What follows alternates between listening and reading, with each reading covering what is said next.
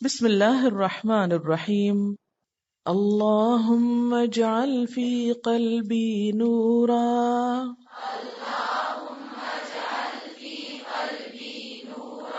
وفی بصری نورا وفی سمعی نورا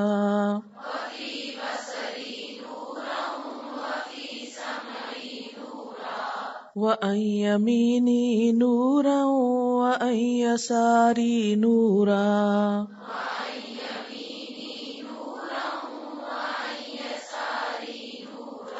وفوقی نورا وتحتی نورا وأمامي نورا وخلفي نورا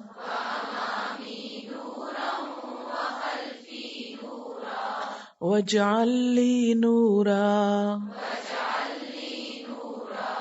وفي لساني نورا وعصبي نورا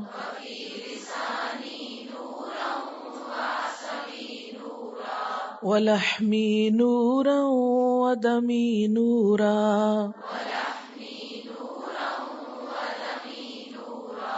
وشعري نورا وبشري نورا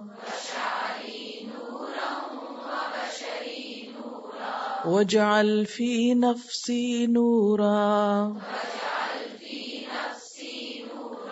وأعظم لي نورا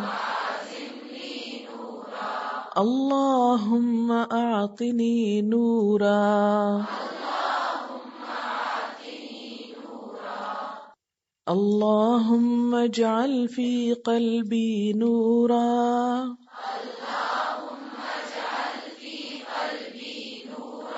وفي بصري نورا وفي سمعي نورا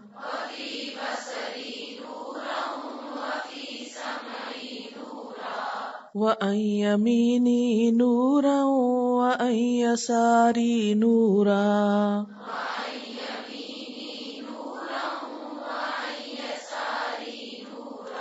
وفوقي نورا وتحتي نورا وأمامي نورا وخلفي نورا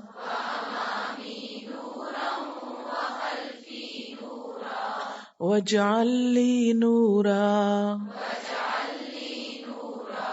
وفي لساني نورا وعصبي نورا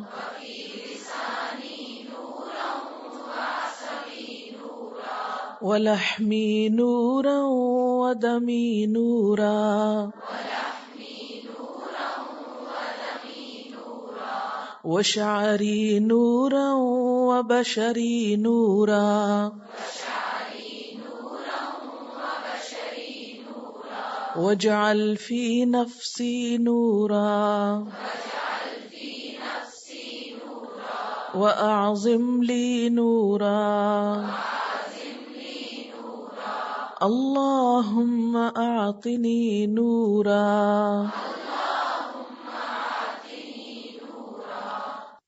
اللہم اے اللہ اجعل بنا دے ڈال دے فی قلبی میرے دل میں نورن نور وفی بصری اور میری نگاہوں میں نورن نور وفی سمعی اور میری سماعت میں نورن نور وعن یمینی اور میری دائیں جانب نورن نور وعن یساری اور میری بائیں جانب نورن نور وفوقی اور میرے اوپر نورن نور وتحتی اور میرے نیچے نورن نور وامامی اور میرے سامنے نورن نور وخلفی اور میرے پیچھے نورن نور واجعل لی اور بنا دے میرے لیے نورن نور ہی نور وفی لسانی اور میری زبان میں نورن نور وعصبی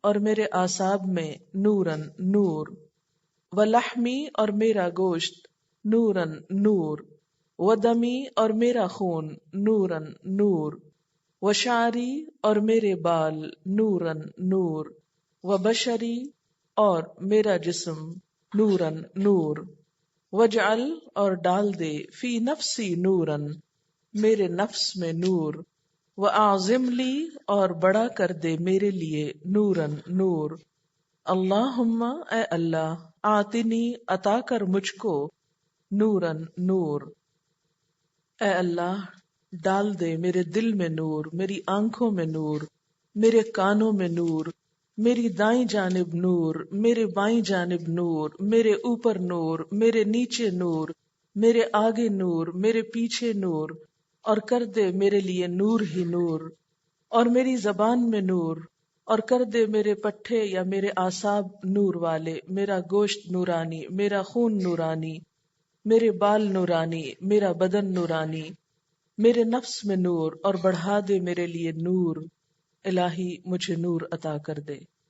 اب سمجھ کر اس کو پھر پڑھتے ہیں، اللہم اجعل فی قلبی نورا۔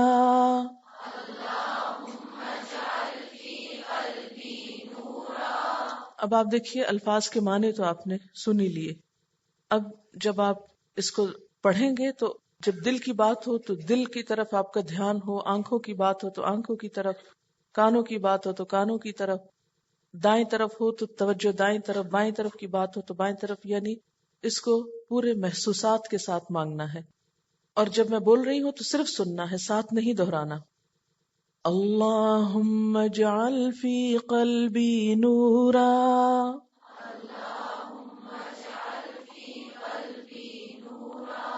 اللہم اجعل فی قلبی نورا۔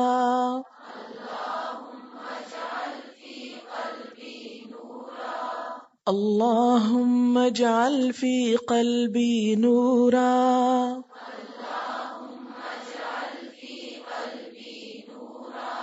وفی بصری نورا وفی سمعی نورا۔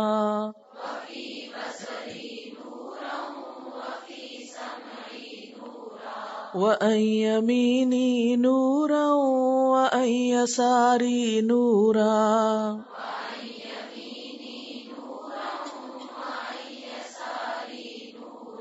وفوقی نورا وتحتی نورا۔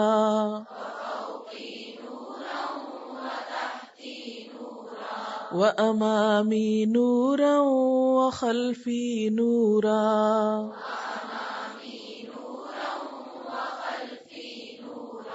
واجعل لی نورا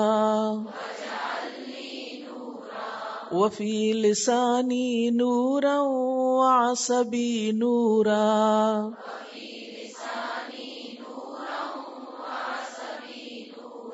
ولحمی نورا ودمی نورا۔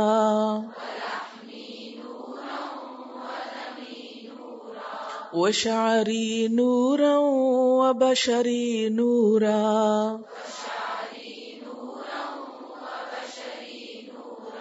واجعل فی نفسی نورا وأعظم لی نورا۔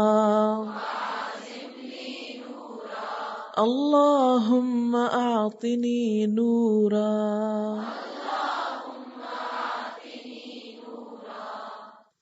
اندھیرا کس کس کو اچھا لگتا ہے؟ اندھیرا کسی کو بھی اچھا نہیں لگتا۔ اندھیرے سے دل گھبراتا ہے، اندھیرے میں خوف آتا ہے، اندھیرے میں انسان دھوکا کھا جاتا ہے، اندھیرے میں انسان حق اور باطل کو پہچان نہیں سکتا۔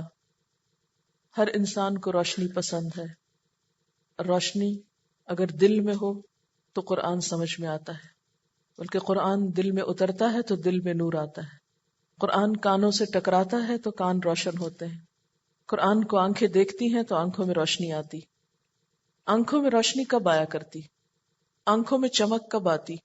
جب انسان کو اپنی کوئی بہت پیاری چیز نظر آئے، کوئی بہت اچھی چیز نظر آئے جس کو دیکھ کر انسان کا دل خوش ہو جائے، یا جس وقت انسان کے اندر کوئی بہت بڑی امنگ ہو، کوئی جذبہ ہو، جب آنکھوں میں چمک ہوتی، دل میں خوشی ہو، تو جن دلوں میں قرآن کی خوشی آ جاتی ہے پھر ان کی آنکھوں میں چمک آنے لگتی ہے۔ اور حقیقی معنوں میں آنکھوں کا نور قرآن پاک ہی ہے۔ پھر وَأَن یمینی نورا، میری دائیں جانب نور، وَأن یساری نورا، میری بائیں جانب نور، وفوقی نورا، اوپر نور، وتحتی نورا، نیچے نور، وامامی نورا، سامنے نور، وخلفی نورا، اور پیچھے نور۔ یہ کیسے ہوتا ہے؟ جب انسان قرآن کے ساتھ جیتا ہے، قرآن پر عمل کرتا ہے، اور قرآن پاک کی تعلیم دوسروں کو دی جاتی ہے، جب اس تعلیم سے دوسرے فائدہ اٹھاتے ہیں، دوسروں کے دلوں کے اندھیرے دور ہوتے ہیں، دوسروں کے دلوں میں سکون اور خوشی آتی ہے، لوگوں کی عملی زندگی میں حق و باطل کی پہچان ہونے لگتی ہے، جب انہیں اچھے برے کی تمیز ہونے لگتی ہے، تو پھر کیا ہوتا ہے؟ جو شخص یہ روشنی پھیلاتا ہے اس کے چاروں طرف روشنی ہونے لگتی ہے، اس کے چاروں طرف اچھے لوگ جمع ہونے لگتے ہیں۔ تو جب آپ اس کتاب الہی کو پڑھیں گے اور اس پر عمل کریں گے، اور اس کی بات اپنے عمل کے ذریعے، اپنی زبان کے ذریعے، اپنے رویوں کے ذریعے دوسروں تک پہنچائیں گے، اور دوسروں کی زندگیاں بھی اس سے روشن ہوں گی، تو ہر طرف نور ہی نور ہو جائے گا۔ اور قیامت کے دن ہر شخص کا نور مختلف ہوگا، جو جتنا چاہے اس کو بڑھا لے، جتنا چاہے اس کو پھیلا لے، اس کے لیے جتنی چاہے کوشش کر لے۔ اور اس کوشش کا مطلب صرف تقریر کرنا نہیں ہے، صرف درس دینا نہیں ہے، بلکہ دین کے لیے، دین کی تبلیغ کے لیے، قرآن پاک کی تعلیم کے لیے، نیکیوں کو پھیلانے کے لیے کسی بھی قسم کی کوئی کوشش۔ اور پھر خاص طور پر اپنے جسم کے اعضاء اور ایک ایک عضو اور ایک ایک حصے کے نور کی بات کی گئی۔ اور یہ کب ہوتا ہے؟ جب انسان سارے کا سارا اللہ کی اطاعت میں آ جاتا ہے۔ یا ایھا الذین آمنوا ادخلوا فی السلم کافۃ، اے لوگو جو ایمان لائے ہو، اسلام میں پورے کے پورے داخل ہو جاؤ، نہیں تمہارے جسم کا کوئی حصہ بھی اللہ تعالیٰ کا نافرمان نہ ہو۔ جیسے ہم دعا کرتے ہیں نا بسا اوقات کہ اللہ فلاں کام میں میرا بال بال لگ جائے، ہم میں سے ہر ایک کو کیا کرنا چاہیے؟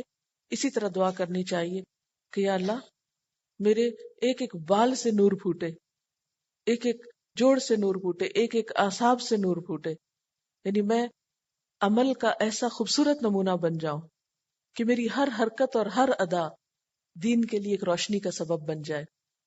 اور پھر میرے نفس میں نور پیدا کر دے۔ اور نفس کا نور کیا چیز دور کر دیتی ہے؟ نفسانی خواہشات۔ اس کے برعکس جب انسان کے ارادے، امنگیں، آرزوئیں، تمنائیں، نیتیں، عزائم بلند ہوتے ہیں تو پھر یہ نور نصیب ہوتا ہے۔ وَآزِمْ لِي نورا، اور میرے لیے اس نور کو بہت بڑا کر دے۔ اللہم آتنی نورا، اللہ مجھے نور عطا کر دے، نور دے دے۔ اور یہ نور ہوگا تو قبر میں بھی روشنی ہوگی، یہ نور ہوگا تو حشر میں بھی روشنی ہوگی، یہ نور ہوگا تو پل صراط پر بھی روشنی ہوگی، اور یہی نور جنتوں کا نور بن جائے گا۔ اس کے لیے خاص طور پر دعا کرنی چاہیے۔ یعنی جیسے نور کی ایک پوری شیلڈ ہو، یا جیسے آپ دیکھ رہے ہیں کہ ٹیوب لائٹ ہے، ایک چھوٹی سی مثال سے آپ سمجھ سکتے ہیں اس بات کو۔ جب یہ جلتی ہے تو آپ دیکھیے کہ یہ خود بھی پوری چمک رہی ہے اور اس سے آس پاس بھی چمک رہا ہے۔ تو یہ دعا اسی قسم کی، یا اللہ ہم بھی چمکنے لگے اور ہمارا آس پاس بھی چمکنے لگے، اور جدھر جائے نور ہی نور پھیلتا چلا جائے ہماری ذات سے، اور دنیا کے غموں کے، دکھوں کے، تکلیفوں کے، پریشانیوں کے، جہالت کے، افلاس کے اندھیرے چھٹتے چلے جائیں۔ تو اس لیے قرآن پاک کے پڑھنے والوں کو یہ دعا کثرت سے پڑھنی چاہیے۔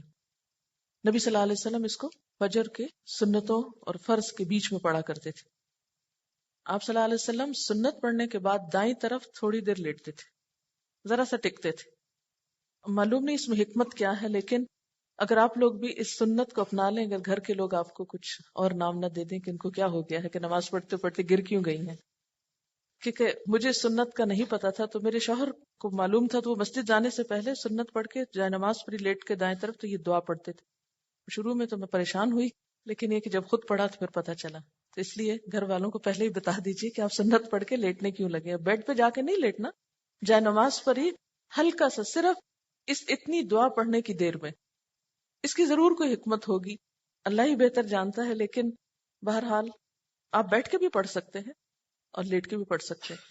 اور ایک اور دعا جو آپ نے پڑھی ہوگی، اللہم رب جبرائیل و اسرافیل و میکائیل و رب محمد صلی اللہ علیہ وسلم اعوذ بک من النار، آگ سے بچنے کی دعا اس وقت۔ ہمارے ہاں عام طور پہ کیا پڑھا جاتا ہے؟ 41 دفعہ سورۃ فاتحہ پڑھ کے وہ کسی مسئلے کے حل کے لیے وظیفہ پڑھتے ہیں.